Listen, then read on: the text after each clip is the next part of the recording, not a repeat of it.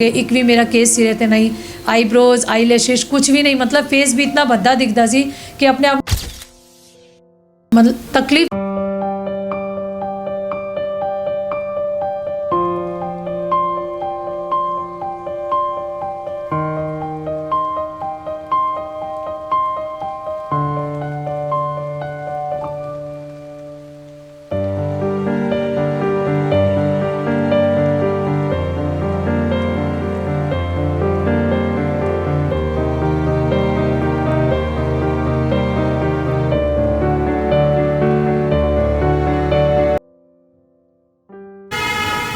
ਜੀ ਤੁਹਾਡਾ ਨਾਮ? ਰਣਜੀਤ ਕੌਰ ਛਾਬੜਾ। ਰਣਜੀਤ ਜੀ, ਕਿਵੇਂ ਤੁਹਾਨੂੰ ਇਹ ਨਾਮੁਰਾਦ ਬਿਮਾਰੀ ਹੋਈ ਸੀਗੀ ਔਰ ਕਿੰਨੇ ਸਾਲ ਪਹਿਲਾਂ ਹੋਈ ਔਰ ਕਿਵੇਂ ਇਲਾਜ ਚੱਲਿਆ, ਇਹ ਪੂਰੀ ਜਾਣਕਾਰੀ ਥੋੜੀ ਵਿਸਤਾਰ ਨਾਲ ਦੱਸੋ। ਜੂਨ 2021 ਵਿੱਚ ਮੈਨੂੰ ਪਤਾ ਲੱਗਿਆ ਕਿ ਮੈਨੂੰ ਇੱਕ ਟਿਊਮਰ ਹੋਇਆ ਥੋੜਾ ਮਤਲਬ ਇੱਕ ਗਾਢ ਚਿਕਨ ਮੈਨੂੰ ਫੀਲ ਹੋਈ। तो मैं अपने घर वाले दसिया कि मम्मी ने दसिया इन्हों दसिया कि मैनू एक गाढ़ जिहो जी फील होती पई है। तो घर वाले ने बोलिया कि तुसी दिखाओ डॉक्टर नूं की है वे पता लगे। बट मैं इदा बोलिया कि दिखाने की लोड़ नहीं है, मैं एक्सरसाइज नाल ही ठीक कर लाँगी। तो बट घर वाले थोड़ा जा कि भी तू परेशान नहीं होए, कुछ होए एहदे विच गाढ़ होनी सही नहीं होंदी, तू एक बार दिखा ले।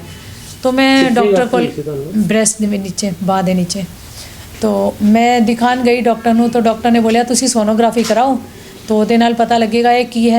सोनोग्राफी कराई तो पता लग्या कुछ ट्यूमर जिहो जा है। फिर दूसरी रिपोर्ट करवाई कि मैमोग्राफी करानी है, उहदे तो पता लग्या कि ये कैंसर दा ही ट्यूमर है। बस फिर वो कैंसर होया और पता लग्या तो उदन तो बहुत परेशान हुई कि मैनू कैंसर हो गया। और वो भी पता लग्या 3rd स्टेज का कैंसर। उस तो पहला सानू कुछ फील भी नहीं होया। मैं नॉर्मल जिद्दां लाइफ जींदी पई सी उदां ही मेरी लाइफ चलती रही। मैनू कुछ इदा फील नहीं होया कि ये कैंसर हैगा तो मैनू कोई प्रॉब्लम है, कुछ भी फील नहीं होया। बल्कि डॉक्टर्स ने तो दसिया कि तुहानू 3rd स्टेज का कैंसर है। तो मैं सुन के शॉक्ड हो गई। बट ठीक है कि सारे परिवार वालियां दा, संगत दा सपोर्ट, जो सब दी दुआवां मेरे नाल, मेरे वास्ते पाठ चले इतने और पूरे परिवार दा सपोर्ट इतना मिलिया कि मैनू सब ने हौसला दिता कि ਇਹ भले 3rd स्टेज का कैंसर है बट तू ठीक हो जाएगी, तेनू टेंशन नहीं लैनी, असीं सारे तेरे नाल खलोते हैं। बंदे का वैसे ही हौसला वध जाता है जदों अपने परिवार वाले, अपनी संगत जो इतना सपोर्ट करे तो फिर बंदे का हौसला वध ही जाता है ना। तो फिर इस तरीके नाल असीं 6 महीने अपने देवर दे घर रहे, सारे इकट्ठे। असीं 3 फैमिली सी उत्थे अहमदाबाद, सारे असीं इकट्ठे हो गए सीगे। एक ही मतलब एक ही परिवार भी सारे नाल रहन लग पे, 10 जने असीं सारे असीं नाल रहे 6 महीने मेरा इलाज चलिया। फिर जब ऑपरेशन हो गया फिर मैं अपने घर शिफ्ट हो गई सी। फिर उसके बाद रेडिएशन वगैरह होए वो फिर मैं अपने घरों ही करवाए सारे। मतलब तकलीफ बहुत आई है और मैं बहुत देखी है ये कैंसर भी। जदों कीमो होए मेरे सारे वाल उतर गए, एक भी मेरा केस सिरे ते नहीं, आईब्रोज आईलैशेस कुछ भी नहीं, मतलब फेस भी इतना भद्दा दिखता सी कि अपने आप को देखने लग्या बड़ा डरावना फेस फील होंदा सी। बट फिर भी मैं हिम्मत करके वो फेस सामना करती सी कि बाबा जी ने अगर मैनू यह स्वरूप दिता है तो मैनू इहदा सामना करना है। तो मैं उहदा सामना करती सी। बल्कि होर सिरे ते दस्तार बन के मैं गुरुद्वारे भी जुड़ जाती सी। छड़िया नहीं सी कि मैं बाहर निकलना छड़ देना कि बद अपने आप में अच्छी नहीं दिखती भी तो मैं बाहर जाना नहीं है। मैं सब जगह जाती सी, जितना मेरा शरीर सपोर्ट करता सी मैं सब जगह जाती सी। कितना चिर तुहाडा इलाज चलिया हैगा और कित्थे चलिया सी इलाज, ते जदों इलाज चलिया पूरा इलाज करवाया गया?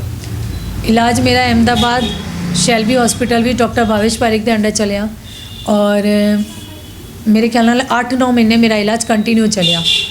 और ये अलावा मेरा HER2 पॉजिटिव सी जिदे मतलब अपना कि 8 कीमो लेने तो बाद। अच्छा मेरे नाल एक चीज़ होर भी प्लस पॉइंट है, 8 कीमो जो है ना मेरे 4 कीमो तो बाद है ना एक ये लोग मैमोग्राफी की सोनोग्राफी दोबारा तो रिपोर्ट कर देने। वो मेरी की जो 6 इंच का ट्यूमर ना मेरा 1 इंच का रह गया सी। मतलब डॉक्टर्स हैरान कि 6 इंच का ट्यूमर सिर्फ 1 इंच का रह गया है। और जदों उस तो बाद 4 मेरी कीमो होए ना उस तो बाद वो बिल्कुल नील हो गया सी, दिखता ही नहीं पिया सी कि ट्यूमर है। तो डॉक्टर्स वही सलाह करते पे सी, मेरे सामने जो गल की उन्होंने ऑपरेशन वेले बोले कि यह केस इतना पॉजिटिव है, इतना मतलब गुरु साहब की कृपा है कि ऐसा कुछ दिखता ही नहीं पिया सी, ऑपरेशन करिए तो किस चीज़ का करिए।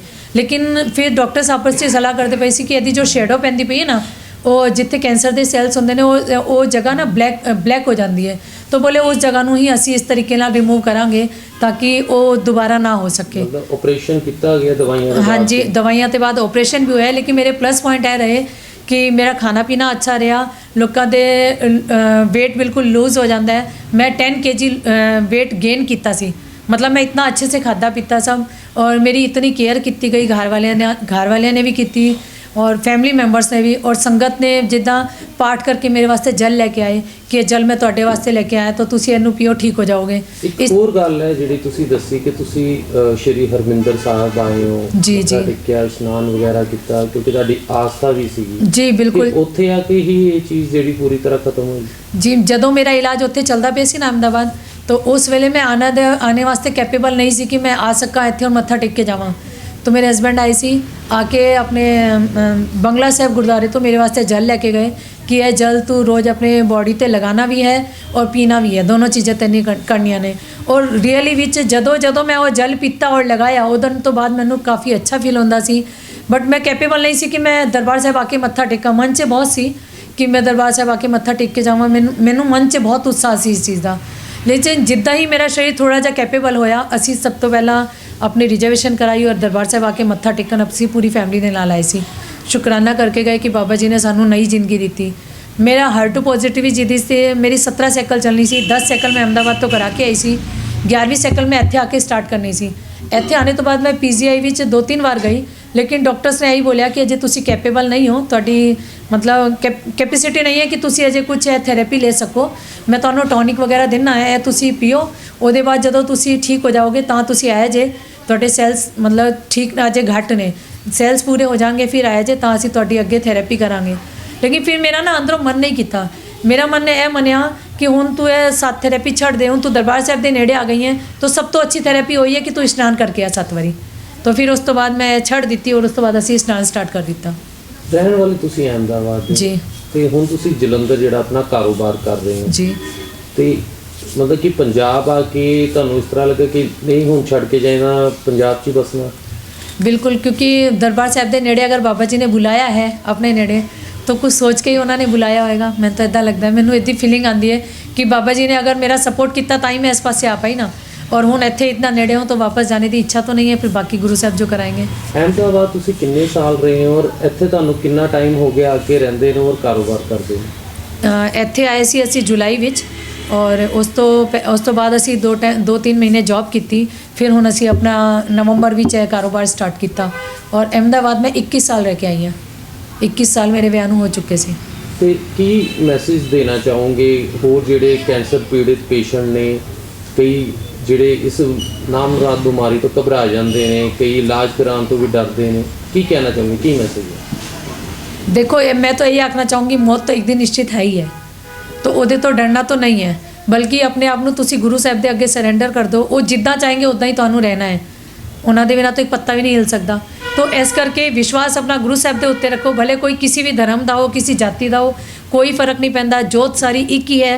अपने गुरु नूं मन्नो, जो भी गुरु नूं तुसीं मनदे हो, राम नूं मनदे हो, रहीम नूं, जिसनूं भी तुसीं मनदे हो, अपने रब नूं तुसीं याद करो और उन्हां दा ही आसरा लैके तुसीं अपना टाइम पास करो, और विल पावर मन च अच्छी मजबूत रखो इतनी कि तुसीं कुछ भी नहीं होएगा। अगर उन्हें मौत लिखी है तो होनी ही है, और अगर नहीं लिखी तो उसने रखना है, तो भले तुसी कितनी भी वड्डी बीमारी हो, हारने का नहीं है। तो अपने मन तो मक्कम रहना है कि जो बाबा जी ने लिखा वो होना ही होना है, तुसी अपने मन तो मक्कम रहो। वैसे एक आखिरी क्वेश्चन, जो ये कैंसर होया सी जी, तो कितना टाइम हो गया सी तुहानू ये कैंसर हुंदे नूं? कैंसर का मैनू 8-9 महीने में कैंसर का मेरा इलाज चलिया। मतलब कैंसर जो होया जी, वो पता किवें चले कि किन्ने टाइम तो सीगा तुहानू? वो नहीं, रिपोर्ट इदा नहीं कुछ आई, बस इदा ही आई सी कि यह थर्ड स्टेज का कैंसर है। यह नहीं मैं पूछा सी डॉक्टर नूं कि भाई कितने टाइम तो है या की है थर्ड। और वैसे हाँ, डॉक्टर्स यही बोलते हैं कि फर्स्ट सेकंड स्टेज से पता भी नहीं चलता, यह थोड़ा वड्डा ट्यूमर हो जाए तो ही पता चलता है। और वो भी गुरु साहब की कृपा, लोगों को तो बोलते हैं कि अगर यह कैंसर होवे ना तो ये कुछ सिम्पटम्स अगे आते हैं। मैनू गुरु साहब की इतनी कृपा रही, कोई सिम्पटम्स नहीं आए, कुछ भी नहीं होया, कोई पेन नहीं, कोई जिद्दा बोलते हैं कि मतलब जिस जगह ते कैंसर होवे उस जगह तो पानी रिसदा है, ऐसा कुछ मतलब होंदा है। मैनू कोई प्रॉब्लम नहीं आई, गुरु साहब की कृपा नाल मैं बिल्कुल उस वेले भी मतलब ठीक सी और आज भी बिल्कुल ठीक हाँ कैंसर तो बाद भी और बल्कि आज नहीं होती। दोबारा बोलिए। आज बाबा जी की इतनी कृपा है कि मैं 15-16 घंटे कंटीन्यूअस काम करनी है, मैंने कोई थकान नहीं लगती। जिदा नॉर्मल बंदे थकते हैं उदा ही मैं थकनी है बस। मैंने कैंसर का कोई प्रॉब्लम नहीं है उन्होंने नाल। क्या नाम है आपका? पुनीत कौर। पुनीत, जब आपकी मम्मा को कैंसर हुआ था तो उस वक्त कैसी सिचुएशन आन पड़ी थी, तो क्या लगता था आपको कि मम्मा को ऐसी बीमारी हो गई है, तो फिर कैसे उनको उनकी जो एक स्ट्रेंथ मिली? मम्मी तो पहले ही 15 डेज़ तक तो हमारे से बात नहीं हो पाती थी मम्मी से, मतलब मम्मी बात ही नहीं कर पाती थी। आफ्टर थेरेपी उनकी इशारों से मांगती थी सब कुछ। तो बस हमें बहुत फील होता था कि अब कोई सुनने वाला नहीं है या कुछ भी, कोई हमारी सुनेगा नहीं कुछ भी, बट हमें बहुत ज़्यादा फील होता था और कुछ नहीं। होप्स मिलती थी बहुत ज़्यादा, बट फिर कई टूट भी जाती थी। तो जैसे आपकी उनका इलाज भी चला, तो उस दौरान आपको भी कोई समस्या आई? जैसे आपने भी अगर पढ़ाई करते थे तो एक तरफ आपके मम्मा जो इलाज में अस्पताल में थे, तो फिर आपको कैसे ये मैनेज कैसे किया सबका साथ? बहुत मुश्किल हुई बट कर लिया मम्मी ने। पहले तो थोड़े दिन मेरे को नहीं हो रहा था कि सब कुछ मैं हैंडल कर पाऊँगी, बट फिर मम्मी धीमे धीमे समझाती गई कि फैमिली है, सबके साथ सब कुछ आना चाहिए। तो बस मम्मी ने ये सब हमें हैंडल करवाया। तो अभी आपकी मम्मा बिल्कुल ठीक हो चुके हैं, स्वस्थ हो चुके हैं? हाँ जी। तो अभी आपको कितनी खुशी है और क्या लगता है कि जो ऐसी परिस्थिति में निकल के आए हैं, और भी कई लोग होते हैं जिनको ऐसी बीमारी हो जाती है, तो उनके लिए कुछ कहना चाहते हैं? बस हिम्मत मत तोड़ो अपनी, और फैमिली का सपोर्ट मेन है बस।